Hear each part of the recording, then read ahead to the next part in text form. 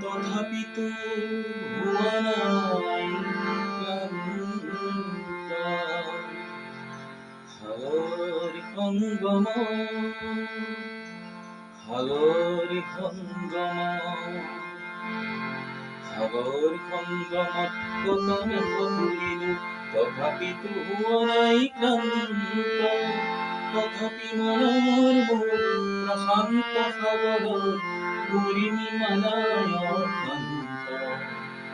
মনৰ প্ৰশান্ত সাগৰৰ বক্ষ জোৱাৰৰে নাই আজি অন্ত।